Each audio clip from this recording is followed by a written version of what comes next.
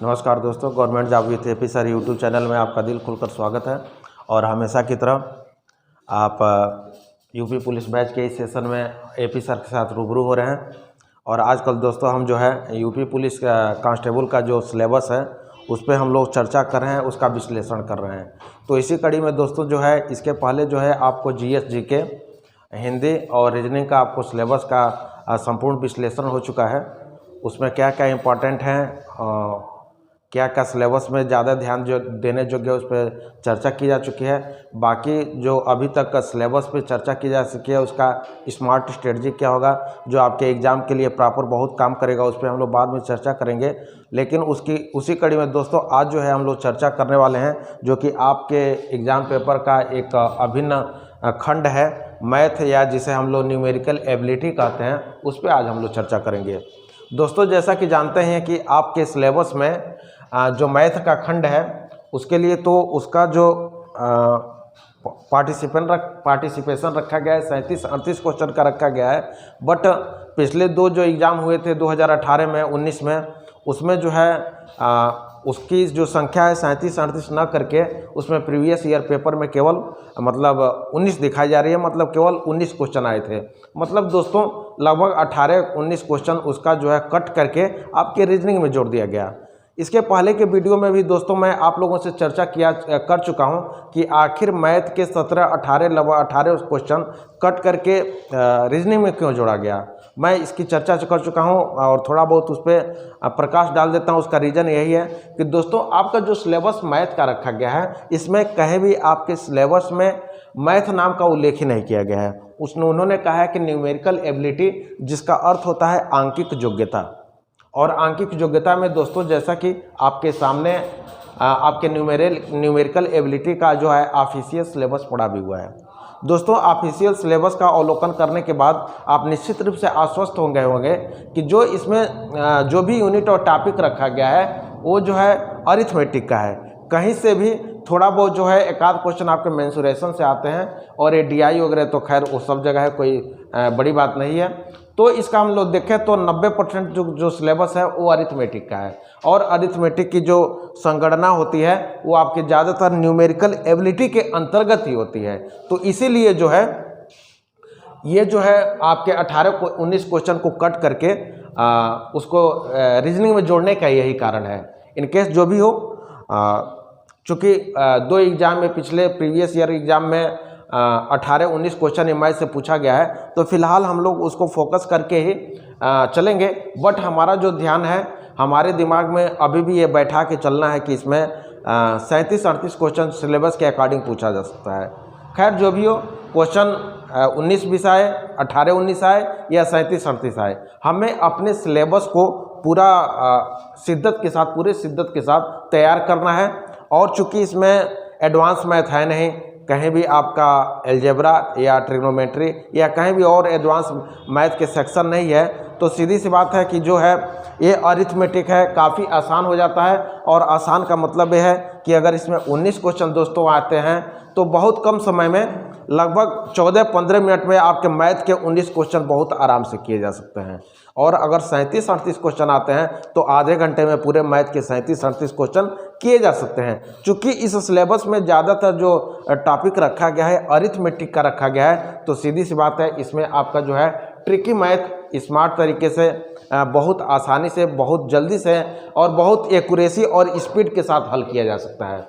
तो दोस्तों खैर क्या अंकगणित को, ये न्यूमेरिकल एबिलिटी को, मैथ के सेक्शन को, मैथ के यूनिट को, मैथ के खंड को हल करने के लिए हम लोगों का स्ट्रेटजी क्या होगा वो हम लोग बाद में एक सेपरेट वीडियो में चर्चा करेंगे। फिलहाल जो आज का जो वीडियो है टोटली आपके सिलेबस की चर्चा पे आधारित है। तो आज जो है आपको अधिकाधिक लाभ लेने के लिए, सिलेबस को अच्छी तरह से समझने के लिए हम आज जो है सिर्फ और सिर्फ अपने सिलेबस पे चर्चा करेंगे और कुछ नहीं। तो दोस्तों जैसा कि आप देख रहे हैं आपके सिलेबस में जो पहला टॉपिक रखा गया है दोस्तों, यूनिट रखा गया है, वो संख्या पद्धति नंबर सिस्टम है। और आप जानते हैं नंबर सिस्टम को आप स्मार्ट तरीके से बहुत कम समय में बहुत शुद्धता एक्यूरेसी के साथ हल कर सकते हैं। दोस्तों जो दूसरा आपका सिलेबस में यूनिट रखा गया है वो दोस्तों आपका परसेंटेज रखा गया है। और परसेंटेज के बारे में दोस्तों आपको अच्छी तरह से पता है कि परसेंटेज का जो टॉपिक है वो टोटल 95% तक ट्रिकी मेथड पे आधारित है। तो उसकी चर्चा हम लोग बाद में करेंगे। प्रतिशत से कैसे क्वेश्चन बनते हैं, प्रतिशत एक तरह से आपके अरिथमेटिक का बेस्ट टॉपिक है, तो इसको अच्छी तरह से तैयार करना जरूरी होता है। और एक बार प्रतिशत तैयार होने के बाद वो आपका प्रॉफिट लॉस मेंसुरेशन हर जगह पे काम आता है। खैर वो बात की बात है। और थर्ड जो है दोस्तों आपका यूनिट या टॉपिक है वो महत्तम समापवर्त और लघुत्तम समापवर्त LCM SCF है। कोई नई बात नहीं है, आप कक्षा 7-8 से ही पढ़ते आ रहे हैं। फोर्थ जो है दशमलव और भिन्न है, डेसिमल एंड फ्रैक्शन जिसको कहते हैं, ये भी आपका जो यूनिट है बहुत ही आसान है। 5 नंबर पे 5वें नंबर पे जो आपका सिलेबस का टॉपिक है वो है सरलीकरण या सिंप्लीकेशन। सीधी सी बात है, ये टोटल जो चैप्टर होता है आपके बोडमोस पे आधारित होता है और जिसे आप 6-7 से ही पढ़ना शुरू कर देते हैं। और ये भी आपका जो टॉपिक है पूर्णतः जो है ट्रिकी मेथड पे आधारित होता है, जिसे आप स्पीड और एक्यूरेसी के साथ बहुत मतलब आराम से कर सकते हैं। 6वें नंबर पे जो दोस्तों आपका जो टॉपिक यूनिट रखा गया है अनुपात और समानुपात, ये भी जो है आपका बहुत ही सिंपल है। और इसमें कुछ ऐसा नहीं होता है कि आपको लगे कि मतलब कुछ जोड़ा गया है या कुछ नहीं किया जा सकता है। इस यूनिट को भी हम लोग बहुत स्मार्ट तरीके से स्पीड और एक्यूरेटी के साथ कर सकते हैं। 7वें नंबर पे दोस्तों जो है छूट है। प्रॉफिट एंड लॉस में इसकी एक तरह से गणना की जाती है, लेकिन इसको जो है एक सेपरेट टॉपिक का नाम दिया गया है, यूनिट किया गया है।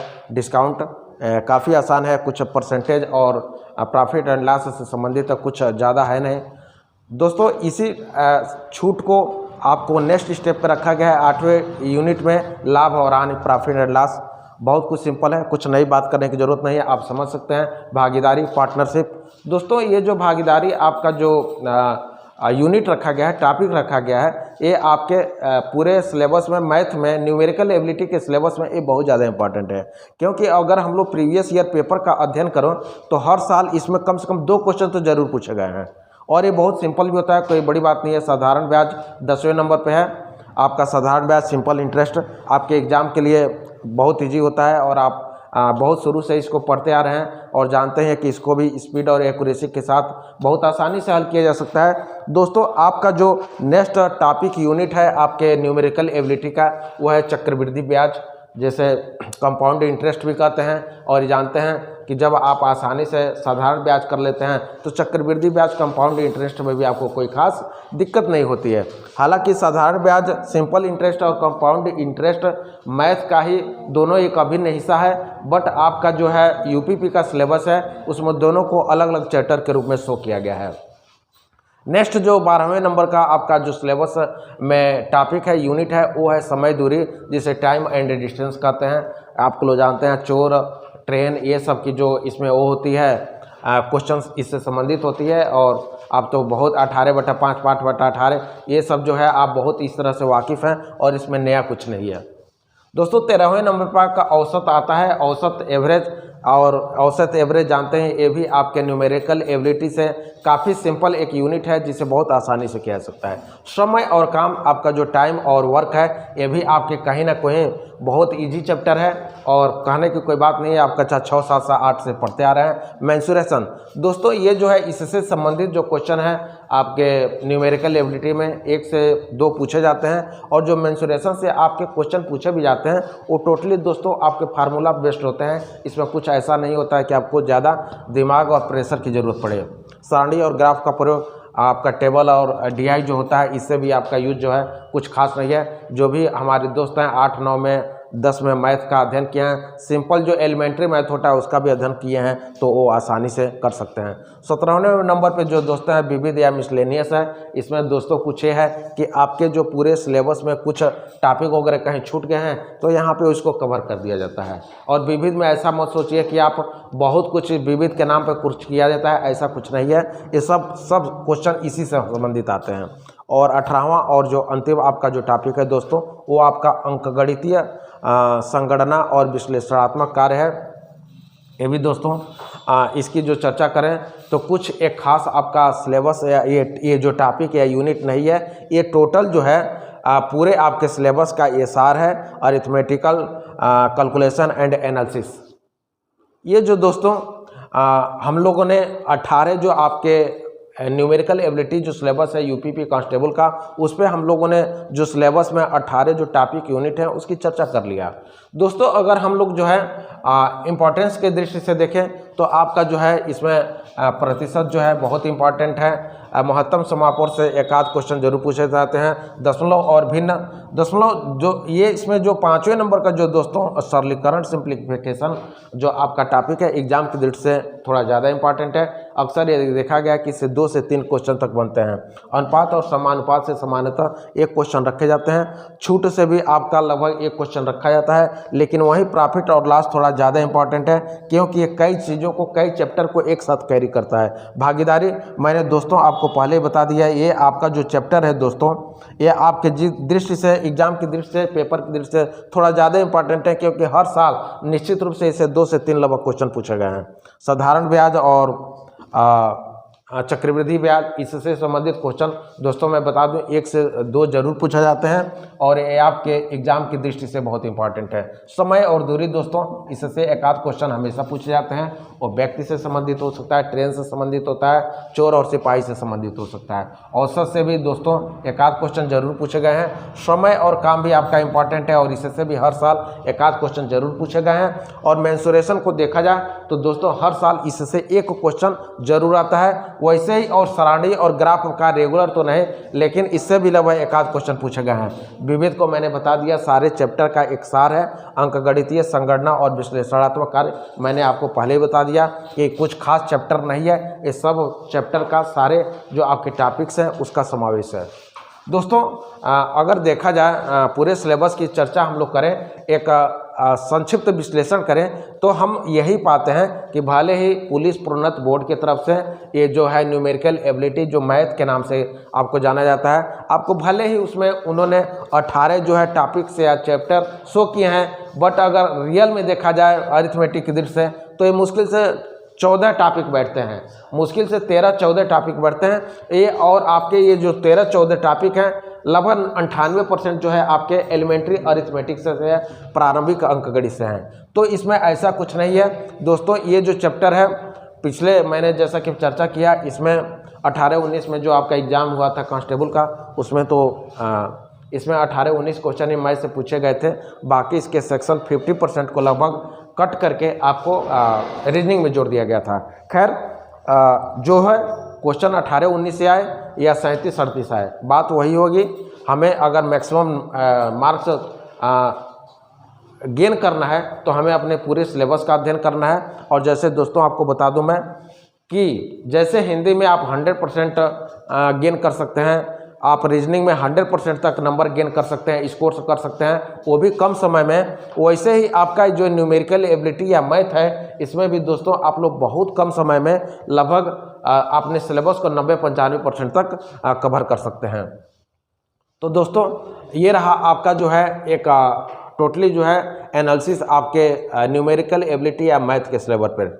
दोस्तों अब इसके लिए कुछ कचना नहीं है, ये जो आपका सिलेबस लिया गया है टोटली ऑफिशियल साइट से लिया गया है। आगे जो आपका नोटिफिकेशन आने वाला है उसमें कुछ परिवर्तन ऐड कर दिया जाए या कुछ हटा दिया जाए वो बात की बात है।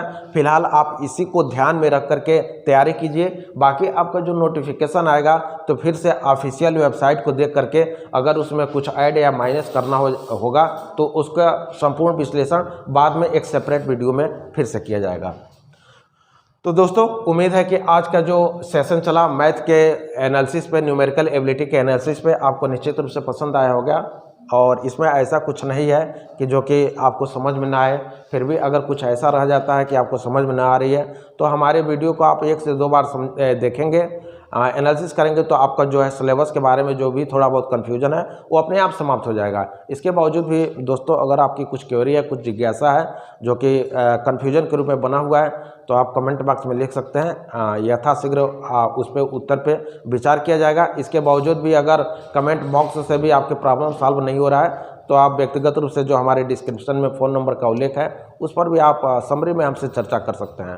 तो दोस्तों इसके साथ ही उम्मीद है कि आज का जो सेशन है, आज का हमारा जो वीडियो है आपको पसंद आया होगा, और पसंद आया है तो जो हमारे मित्र हमारे चैनल को सब्सक्राइब कर लिए हैं प्लीज़ इसको ज़्यादा से ज़्यादा लाइक शेयर कर दीजिए। और जो हमारे मित्र अभी तक चैनल को सब्सक्राइब नहीं किए हैं प्लीज़ अपने लाभ के लिए और थोड़ा बहुत हमारे लाभ के लिए इस चैनल को लाइक शेयर और सब्सक्राइब कर दीजिए। कारण है आपके लाभ के लिए है कि एकमात्र चैनल है उन अच्छे चैनलों में से एक है जो केवल अच्छे कंटेंट, विश्वसनीय कंटेंट और एग्ज़ाम ओरिएंटेड यहाँ पे पढ़ाई होती है। इस चैनल पे बकवास कुछ नहीं होती है, और जो आपको इन्फॉर्मेशन दिया जाता है व्यूज और सब्सक्रिप्शन बढ़ाने के लिए नहीं, ये आपके वेलफेयर के लिए। यहाँ जो भी नोटिफिकेशन दिया जाता है, जो भी आपको इन्फॉर्मेशन दिया जाता है वो केवल एथेंटिक होती है। तो दोस्तों चलिए, उम्मीद है कि आपको ये सेशन पसंद आया होगा। सेशन पसंद आया होगा तो मैंने आप जो रिक्वेस्ट किया उसको पूरा कर दीजिए। और इसके साथ ही दोस्तों आज के सेशन की हम लोग समाप्ति करते हैं। आप जहां भी रहिए, होप आप स्वस्थ रहिए, मस्त रहिए, व्यस्त रहिए, पढ़ाई में ज़ोर शोर से लगे रहिए। पहले भी मैं वीडियो में बता चुका हूं कि इस चक्कर में ना पड़िए कि वैकेंसी कब आएगी कब नहीं आएगी, वो सब बातों को छोड़ दीजिए। वैकेंसी तो निश्चित रूप से आएगी, 1-2 महीने आगे पीछे आ सकती है, लेकिन श्योर आएगी। तो बस आप इतनी अच्छी तरह से तैयारी करती रहिए कि जब भी वैकेंसी आए तो उसमें आपका एक जो सीट है वो सुरक्षित जरूर हो। क्योंकि दोस्तों ये वैकेंसी 1-2 महीने के आगे पीछे आएगी, ये तय है। बट इस वैकेंसी के बाद नेक्स्ट वैकेंसी कब आएगी वो कहीं तय नहीं है, और उसका कोई भविष्य भी नहीं है कि 2 साल, 4 साल, 10 साल कब आएगी। दूसरी चीज़, जैसे कि 18 में बैक टू बैक वैकेंसियाँ आपका 90,000 1 लाख के आसपास आई थी, और उसके बाद जो देख रहे हैं इसमें 35,000 के आसपास है, जो उम्मीद है कि 42,000 के आसपास आ जाएगी। अब जो अगर कोई वैकेंसी 1-2 साल बाद भी आती है, इस वैकेंसी जो आने वाली है उसके बाद भी आती है, तो दोस्तों इतने मात्रा में आपके 35,000 40,000 के आसपास वैकेंसी कतई नहीं आएगी।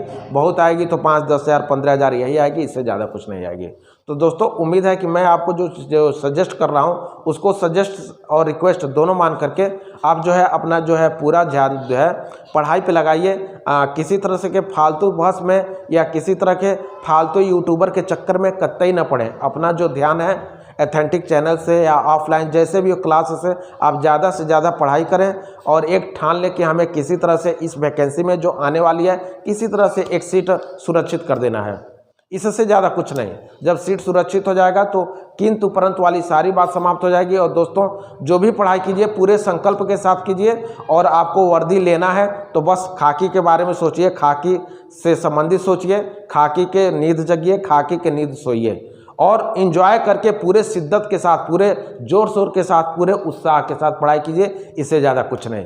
फालतू के यूट्यूबर के चक्कर में ना पड़िए जो कहते हैं कि कल आ रही है, 6 महीने बाद आएगा, नहीं आएगा, कब होगा, ये सब की छोड़ दीजिए। तो दोस्तों चलिए, उम्मीद है कि जो मेरा सजेशन था आपको पसंद आया होगा। पसंद आए तो प्लीज़ वीडियो को रिक्वेस्ट लाइक कर देना। उम्मीद है कि सब्सक्राइब तो कर ही लिए होंगे। तो चलिए दोस्तों, इसके साथ सभी को, आप सबको जय Hind, have a nice day. फिर हम लोग अगले वीडियो में बहुत जल्दी मिलते हैं। तब तक के लिए धन्यवाद।